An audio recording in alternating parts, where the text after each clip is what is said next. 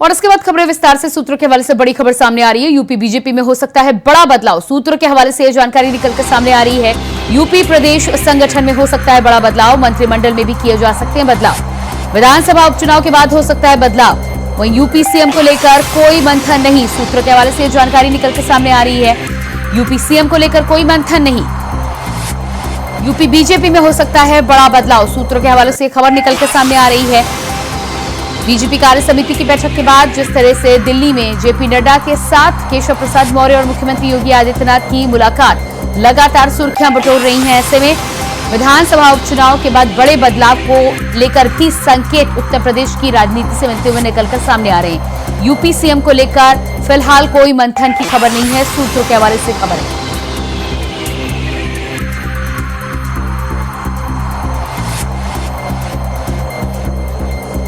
UP CM Yogi Adityanath ने राज्यपाल से की मुलाकात।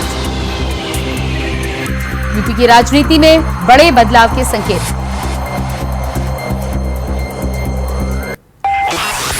प्रदेश संगठन में हो सकता है बड़ा बदलाव। सूत्रों के हवाले से जानकारी। लगातार राजनीतिक गलियारों में जिस तरह से बयानबाजी का दौर शुरू था, ऐसे में मुख्यमंत्री योगी आदित्यनाथ की कुर्सी को लेकर भी अटकलें लगाई जानी थी, लेकिन सूत्रों के हवाले से यह जानकारी है कि यूपी सीएम की सीट को लेकर कोई मंथन नहीं। और इसी खबर पर हमारे साथ लखनऊ से संवाददाता कृष्णा मिश्रा लाइव जुड़ चुके हैं। जी कृष्णा, जिस तरह से राज्यपाल से मुख्यमंत्री योगी आदित्यनाथ ने मुलाकात की है, अटकलें लगाई जा रही हैं कि प्रदेश संगठन में बड़ा बदलाव सामने आ सकता है। क्या कुछ जानकारी है, क्या खबरें हैं? देखिए प्रियंका, आज भारतीय जनता पार्टी के मंत्रियों के साथ उत्तर प्रदेश के मुख्यमंत्री योगी आदित्यनाथ की बैठक थी। उस बैठक के बाद जो है तुरंत मुख्यमंत्री योगी आदित्यनाथ ने राज्यपाल आनंदीबेन पटेल से समय लिया है। शाम को 6 बजे का समय उनको मिला है। शाम को 6 बजे मुख्यमंत्री योगी आदित्यनाथ की और राज्यपाल की मुलाकात हो गई। इस मुलाकात की अगर बात करें तो जो है सियासी गलियारों में चर्चा भी बना हुआ है, क्योंकि जिस तरीके से भारतीय जनता पार्टी 2024 के लोकसभा चुनाव के बाद के जो परिणाम आए हैं, परिणाम के बाद से लगातार भारतीय जनता पार्टी में सियासी हलचल और सियासी घमासान मचा हुआ है। जहां एक तरफ उत्तर प्रदेश के उप मुख्यमंत्री केशव प्रसाद मौर्य की भी तेवर जुदा जुदा नजर आ रहे हैं। उत्तर प्रदेश के उप मुख्यमंत्री केशव प्रसाद मौर्य लगातार पिछले 10 दिनों से दिल्ली में बने हुए हैं। तो वहीं पर अब उत्तर प्रदेश में राज्यपाल और मुख्यमंत्री योगी आदित्यनाथ की जो मुलाकात है, इसमें कयास लगाया जा रहा है कि कई बड़े फेरबदल उत्तर प्रदेश की राजनीति में हो सकते हैं। फिलहाल अभी ये मुलाकात है, इसको ये कह पाना संभव नहीं है कि ये राजनीतिक मुलाकात है या औपचारिक मुलाकात है। लेकिन अगर जो राजनीतिक जो लोग हैं, जो इस पे काम करते हैं, जो संगठन के लोग हैं, अगर उनकी बात करें तो उनका कहना है कि ये मुलाकात के बाद ही पता चलेगा कि इसके सियासी मायने हैं या ये औपचारिक मुलाकात थी। लेकिन सूत्रों के हवाले से जो खबर निकल के आ रही है कि उत्तर प्रदेश की राजनीति में एक बड़ा फेरबदल होने वाला है, जिसको लेकर आज मुख्यमंत्री योगी आदित्यनाथ और राज्यपाल दोनों जो है मुलाकात करेंगे। शाम को 6 बजे का समय है मुख्यमंत्री योगी आदित्यनाथ और राज्यपाल के मुलाकात का। तो अब देखने वाली बात होगी कि इस मुलाकात से निकलकर क्या कुछ सामने आता है। जी बिल्कुल। तो जिस तरह से मुलाकात के बाद क्या कुछ निकलकर सामने आएगा, इसके लिए इंतजार करना होगा। लेकिन लंबे समय से अटकलें ये भी लगाई जा रही थी, जिस तरह से बयानों का दौर जारी था कि मुख्यमंत्री योगी आदित्यनाथ की कुर्सी को लेकर भी कई चर्चाएं हो सकती हैं। अब ये खबर निकलकर सामने आ रही है कि यूपी सीएम की सीट को लेकर कोई मंथन नहीं है। बिल्कुल, देखिए ये बात साफ हो चुकी है कि उत्तर प्रदेश मुख्यमंत्री को लेकर कोई ऐसी मंथन और कोई ऐसी रणनीति नहीं बनाई जा रही है।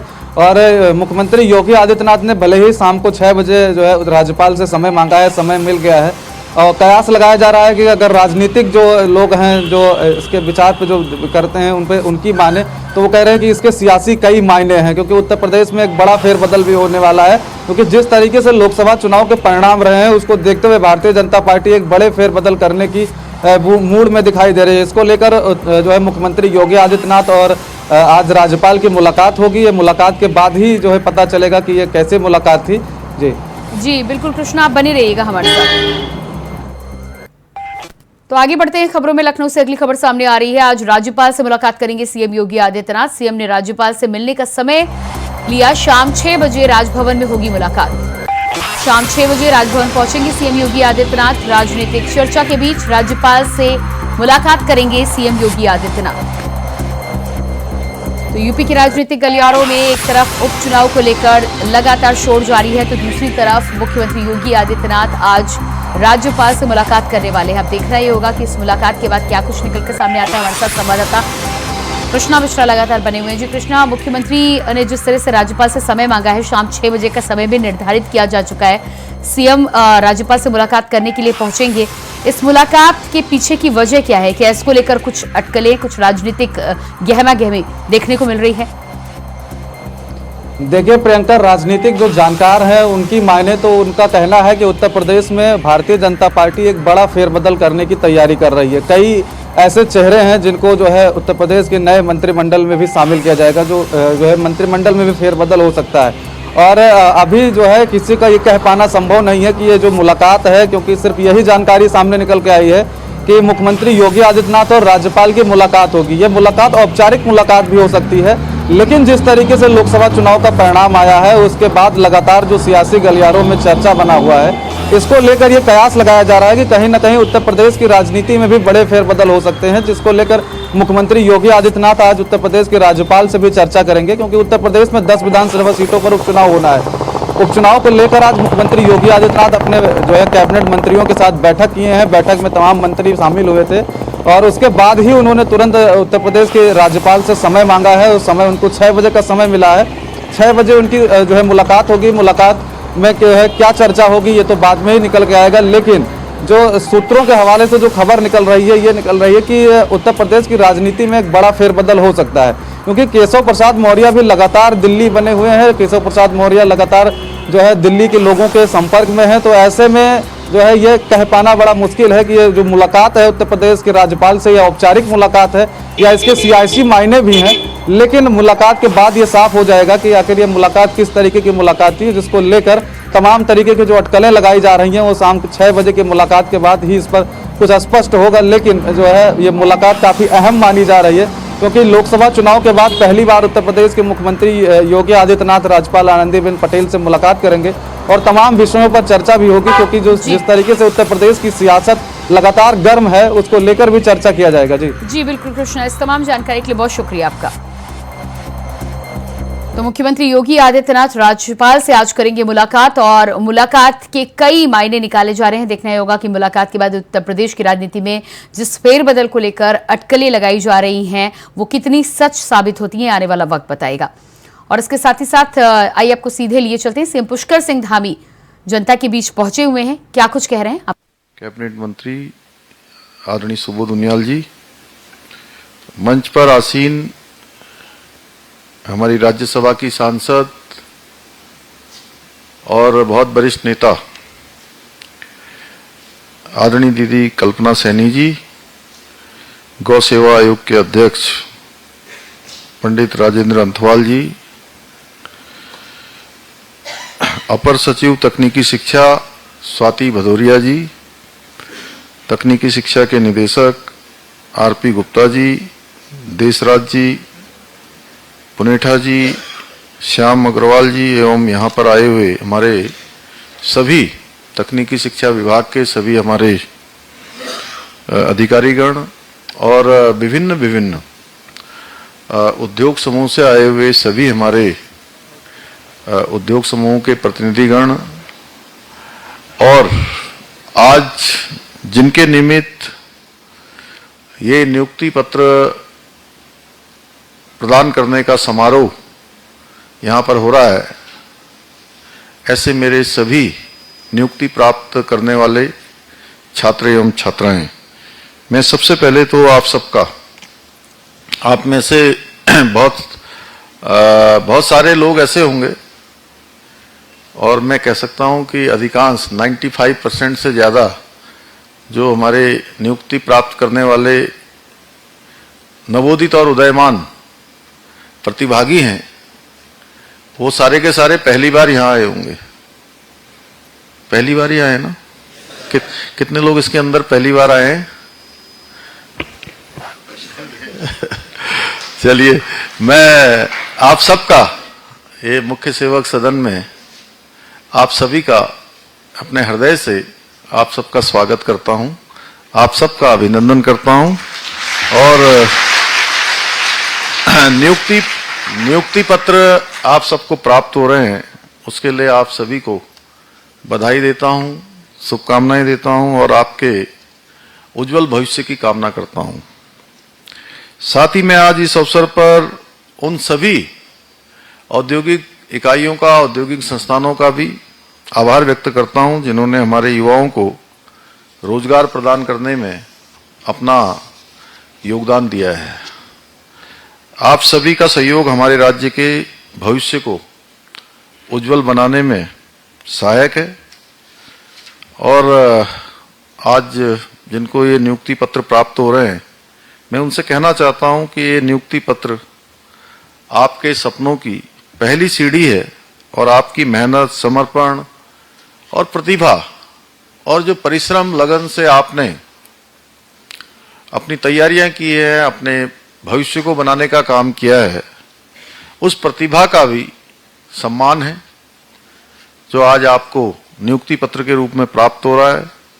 मुझे पूरा विश्वास है कि आप सभी पूरी निष्ठा और समर्पण के साथ अपनी अपनी जिम्मेदारियों का निर्वहन करेंगे और अपने कार्यस्थल पर जहां भी, जिस संस्थान में भी आपको काम मिला है, जो भी जिम्मेदारी मिली है, उस जिम्मेदारी को अपने पूरे मनोरथ के साथ पूरा करेंगे, पूरे समर्पण के साथ पूरा करेंगे और अपना उत्कृष्ट देने का काम, अपना सर्वोत्तम देने का काम आप ईमानदारी से करेंगे। भाइयों बहनों, हमारी सरकार ने यह सुनिश्चित करने का प्रयास किया है कि हर युवा को रोजगार के उचित अवसर मिलें, चाहे वो इस प्रकार के जो प्लेसमेंट हैं औद्योगिक इकाइयों के माध्यम से हों, सरकारी नौकरियों के माध्यम से हों या रोजगार स्वरोजगार के माध्यम से हों। हमारा ये प्रयास है कि सभी को कुछ न कुछ काम मिले। और मुझे ये बताते हुए खुशी है कि आज राज्य के अंदर हम एक ऐसा माहौल बना पाए हैं जहां निजी क्षेत्र भी रोजगार सृजन के क्षेत्र में, रोजगार देने के क्षेत्र में आज महत्वपूर्ण भूमिका निभा रहे हैं। गैर सरकारी औद्योगिक इकाइयों का विकास हमारे आर्थिक विकास का एक प्रमुख स्तंभ है। इन इकाइयों में काम करके न केवल हमारे युवा अपने परिवार का सहारा बनते हैं, बल्कि वह हमारे राज्य और देश की तरक्की में भी महत्वपूर्ण योगदान कर पाते हैं। अपना वह सब देने का काम उनके माध्यम से होता है जिसके लिए राष्ट्र भी उनसे अपेक्षा रखता है। भाइयों बहनों, जहां तक हम उत्तराखंड की बात करें तो देवभूमि उत्तराखंड में प्रतिभाओं की कोई कमी नहीं है। आवश्यकता है तो सच में उन्हें उचित अवसर मिले और सही दिशा मिले। सही दिशा और उचित अवसर मिलते हैं तो निश्चित रूप से हम लक्ष्य की ओर बढ़ते हैं। लक्ष्य हमको प्राप्त होता है। हम युवाओं को उचित अवसर प्रदान करने के साथ ही सही दिशा दिखाने के लिए भी पूर्ण प्रतिबद्धता के साथ, पहली प्राथमिकता के साथ हम काम कर रहे हैं। युवाओं के लिए रोजगार के अवसर तैयार करना एक तरह से मैं कहूं जो राष्ट्र निर्माण की जो महत्वपूर्ण प्रक्रिया है उसका यह भी एक पार्ट है और यह विकसित भारत और विकसित उत्तराखंड के लक्ष्य को हासिल करने के लिए एक जरूरी कदम है। भाइयों बहनों, हम सभी जानते हैं कि पिछले 10 वर्षों में देश के अंदर अनेक तरक्कियां हुई हैं।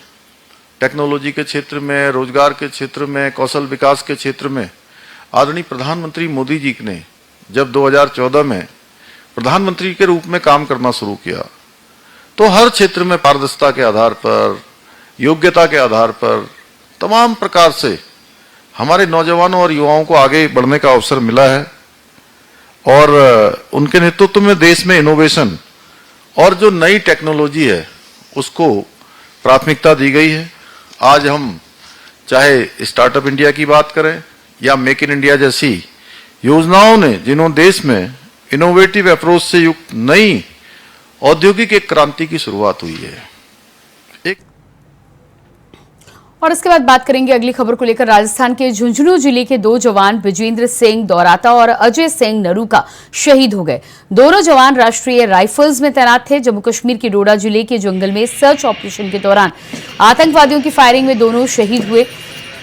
दोनों ही जवानों के पार्थिव शरीर आज खेतड़ी के सिंघाना थाना क्षेत्र में उनके गांव पहुंचेंगे, जहां राजकीय सम्मान के साथ उनका अंतिम संस्कार किया जाएगा।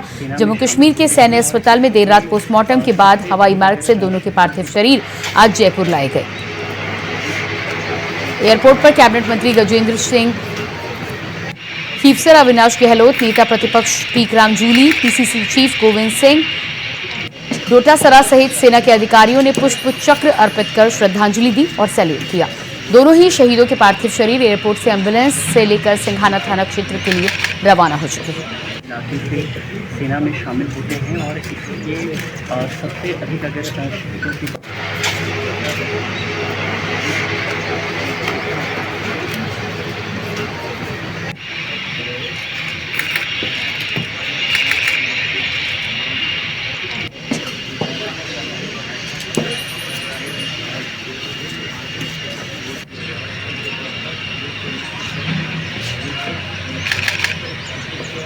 इलाके से सेना में शामिल होते हैं और इसलिए सबसे अधिक अगर शहीदों की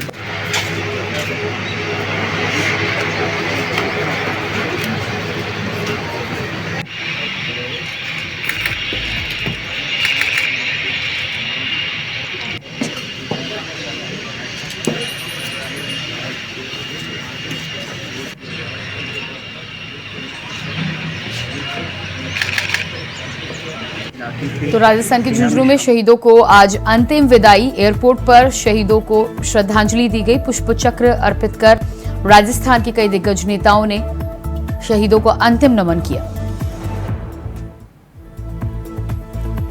और इसी खबर पर हमारे साथ जयपुर से कुलदीप सैनी लाइव जुड़ चुके हैं। जी कुलदीप, जिस तरह से राजस्थान के झुंझुनू में शहीद जवानों के पार्थिव शरीर लाए गए हैं, एयरपोर्ट पर उन्हें पुष्प चक्र अर्पित कर भावभीनी श्रद्धांजलि दी गई, अंतिम नमन किया गया।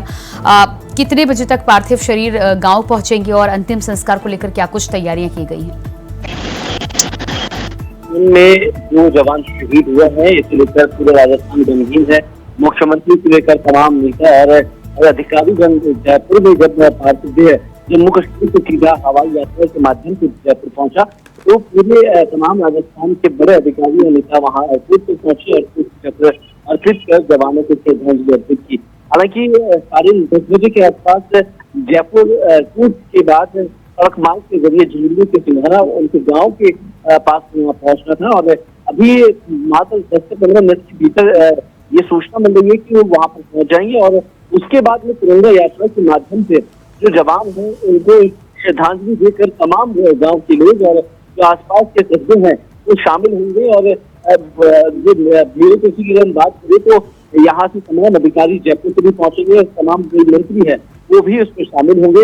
हालांकि जवानों के शहीद होने के बाद राजस्थान में सियासी सरगर्मी भी देखने को मिली, जहाँ पर आज जैसे ही पार्थिव देह जयपुर पहुंची तो कांग्रेस की और केंद्र सरकार और राज्य सरकार को हिदायत दी गई कि जिस तरीके से जम्मू कश्मीर में कुछ दिनों से जो आतंकवादियों के हौसले बुलंद हुए हैं उनको पस्त करने की जरूरत है, केंद्र सरकार इस पर कड़ा फैसला करे। हालांकि पूरे मामले को लेकर जब ये है कि सोमवार के दिन यह जो आतंकवादी हमले में 2 जवान शहीद हुए थे ऑपरेशन के दौरान। हालांकि परिजनों का आदि लोगों का बुरा हाल है, तमाम जो आसपास के अधिकारी है वो उनके नालिश बनाने के लिए पहुंचे हुए हैं। और जहाँ हम देखें कि वीरांगनाओं के लिए मुख्यमंत्री की ओर से कुछ घोषणाएं की जा सकती है।